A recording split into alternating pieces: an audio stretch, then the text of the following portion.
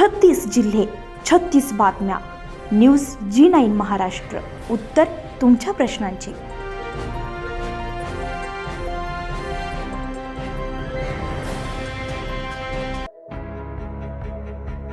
सरपंच सेवा महासंघाचे संस्थापक अध्यक्ष पुरुषोत्तम घोगरे यांच्या वाढदिवसानिमित्त आयोजित रक्तदान शिबिराला सुरुवात. तालुक्यातून उत्स्फूर्त आणि अभूतपूर्व प्रतिसाद मिळालाय.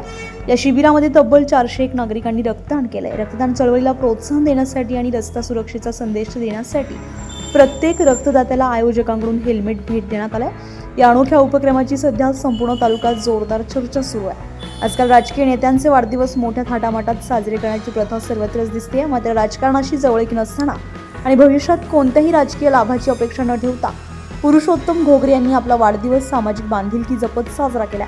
तालुक्यामध्ये एका छोट्या दुचाकी दुरुस्ती केंद्रापासून व्यावसायिक प्रवासाची सुरुवात करून आज संपूर्ण महाराष्ट्रात स्वतःच्या इलेक्ट्रिक दुचाकीची विक्री केंद्रे निर्माण करणारे यशस्वी उद्योजक म्हणून पुरुषोत्तम घोगरे यांची ओळख आहे. आपल्या यशाचे देणे समाजाला फेडण्यासाठी त्यांनी या रक्तदान शिबिराचं आयोजन केलेलं होतं. रक्तदान करणाऱ्या प्रत्येक नागरिकाला हेल्मेट देऊन सन्मानित करण्याच्या या कल्पनेला अंजनगाव सुरजीवासियांनी डोक्यावर घेतलंय. सकाळी 7 ते सायंकाळी 7 या वेळेमध्ये शिबिर अखंडपणे सुरू होतं. दिवसभर नागरिकांनी रक्तदानासाठी गर्दी केली होती. अंजनगाव सुरजी शहराच्या इतिहासात इतक्या मोठ्या प्रमाणात आणि एवढा प्रचंड प्रतिसाद पार पडलेले हे पहिलेच रक्तदान शिबिर असावं अशी भावना स्थानिक नागरिकांनी व्यक्त केली आहे.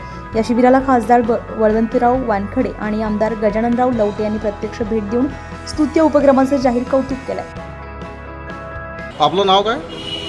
माझं नाव पुरुषोत्तम अमरदास घोगरे. आपण जो आज रोजी हा भव्य रक्तदान शिबिराचा जो कार्यक्रम आयोजित केलेला होता याच्या मागचं काय उद्दिष्ट होतं आपलं? माझा हा 51वा वाढदिवस होता आणि मला असं वाटलं की बाबा 51व्या वाढदिवशी, कारण 50 नंतर हे जे लाईफ असते माणसाचं बोनस असते आणि त्या बोनस लाईफमध्ये आपण काहीतरी आगळं वेगळं करावं. तर माझ्या डोक्यात एक संकल्प आला की आपण आपल्या वाढदिवसाच्या निमित्ताने रक्तदान शिबिर ठेवायचं आणि प्रत्येक रक्तदात्यास हेल्मेट द्यायचं.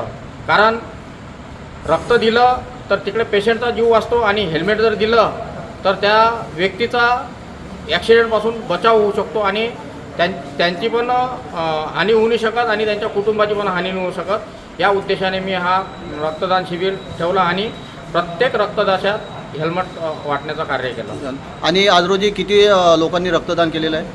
आज रोजी माझ्या या रक्तदान शिबिरात 401 रक्तदात्यांनी रक्तदान केलेलं आहे. म्हणजे रक्तदान करा जीव वाचवा अशी तुमची संकल्पना होती? 100%. आणि सर्वांना हेल्मेट पण देण्यात आले? बिलकुल. आणि जेणेकरून त्या वाहनधारकांचे बाबा हेल्मेटपासून काही सुरक्षा होईल अशी तुमची संकल्पना होती? 100%.